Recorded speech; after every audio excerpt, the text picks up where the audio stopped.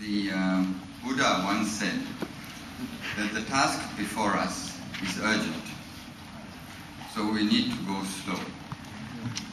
And this is one of those times. It's a time of opportunity, it's a time of uncertainty, it's a time of great risk.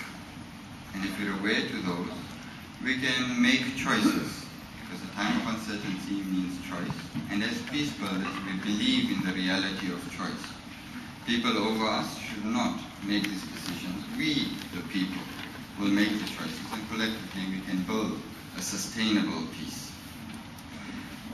So I know most of the pocket money that goes from parents to Norwegian children is sometimes the size of the entire budget of many African countries.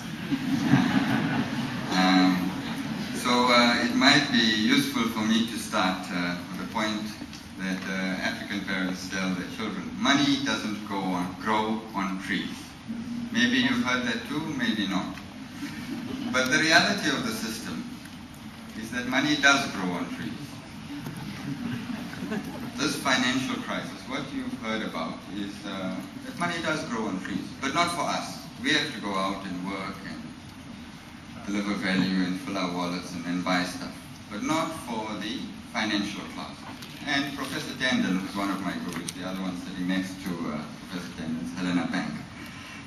Sorry, Ries, can you try to speak a little louder? Sure. The other guru is Helena Bank, and I'll come back to it because I think they cracked one of the issues for me personally when I was trying to find some answers. And finding answers in this world when there's so much information is amazing, because there's all this information, all these papers and stuff. But there's so little knowledge, and that's why a guru is great, because they've kind of sorted out the rubbish from from what's good. So, if I have $1 million, I wish, and I could invest it in Malaysia, and let's say the dollar to the Malaysian ringgit is at 1 to 2. This is Professor Tandon's thing, so I'm just recycling guru stuff. Yeah. Is 2 to 1. So let's say I'm a big guy from Lehman Brothers. I phone someone in Malaysia and say, hi, this is Lehman Brothers. I need a facility of 2 million ringgit, because the exchange rate is 1 to 2. Yeah, $1 to 2. He says, sure, you Lehman, I'll give you the money and put it in your account. What do I do then? I immediately change it into dollars. Right? So I get $1 million and I transfer it out of the country and put it in a safe US bank. Okay? Then, because I'm a capitalist and we own Time Warner and we own all the media, we go and say Malaysia is very corrupt, very unstable, there's problems in Thailand, and the whole system is really very bad. So this rational market, because markets are rational, behaves like a bull and runs out of the market. Right? The herd runs out. So what happens is that there's a capital outflow, massive outflow, right? Because all the investors think, hey, what does Lehman Brothers know that I don't know? You know, maybe they know something, so let me get out also, because Lehman is starting to disinvest, I'm disinvesting, and they're saying it's very bad, so the money goes out. What happens to the currency? The currency drops because everyone is selling ringgit. Increase in supply means the price goes down. Okay, so the rate, assuming, goes to 4 to 1 to the dollar. So it's 4 ringgit will buy $1, or $1 will buy 4 ringgit. So here's me sitting at Lehman Brothers and say, wow, this is amazing. I can take $500,000 multiplied by 4 gives me 2 million, okay? And then I phone up my friend in Malaysia and say, hey, you know what? I want to pay you back your $2 million, your 2 million ringgit, because I borrowed 2 million ringgit, converted it at 2 to 1, okay? And I got $1 million. I got my friends in the media to collapse the ringgit, okay?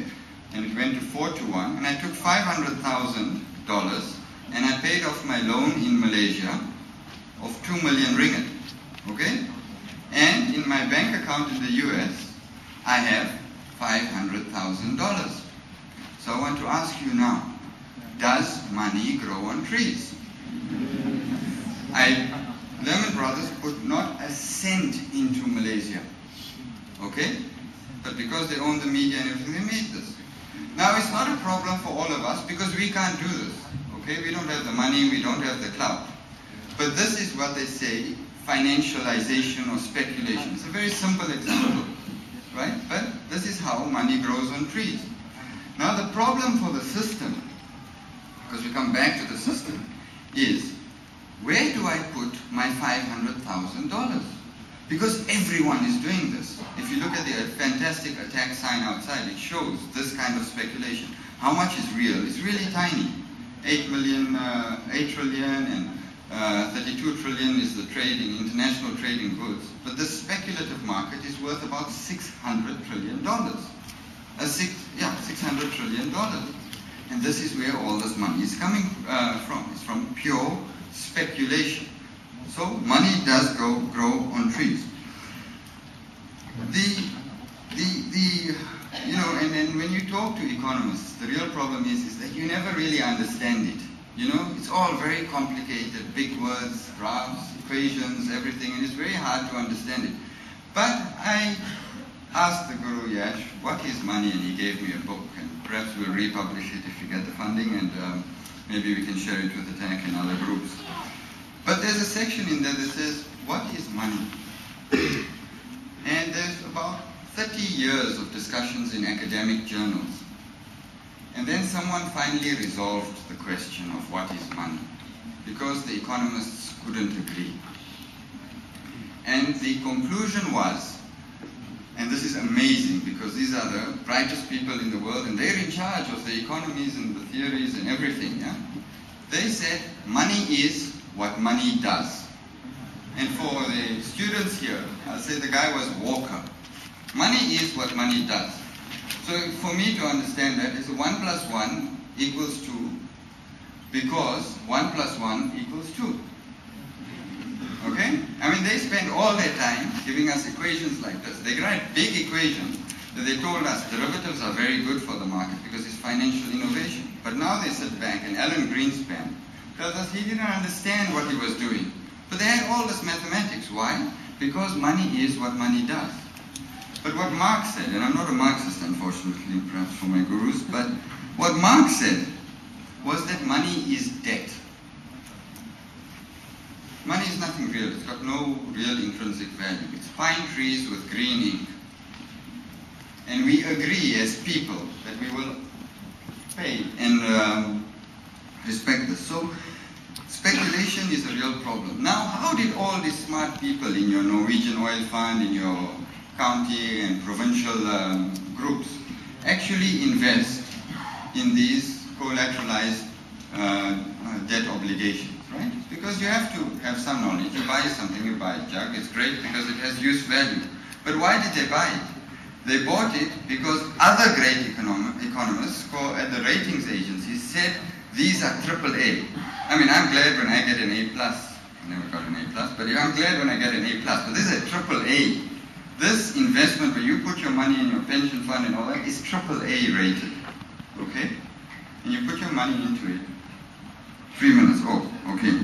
I am really out of time. So let me just summarize by saying that, look, for the current system, nothing is enough. Right? More growth, more consumption is good. What Helena and Yash taught me a long time ago was that there is a need for enough. And enough for everyone. Gandhi said that there is not enough for anyone's greed, but there is enough for everyone's need.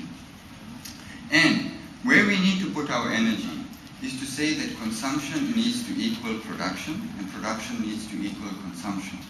And where the Marxists got it wrong is that money makes a claim only on workers, but money makes a claim also on the environment. And the other guru, and I think you should all adopt him here, is Reinhardt, that was referred to here. Because Reinhardt gives us the mathematical and economic reasoning for what is enough. And he calls it diminishing returns. Right? I've run out of time, but what he is saying is that essentially you take your ecology, your area, your locality, and you see how much pollution, waste, or pressure it can absorb, right? And you see how much you can extract from it.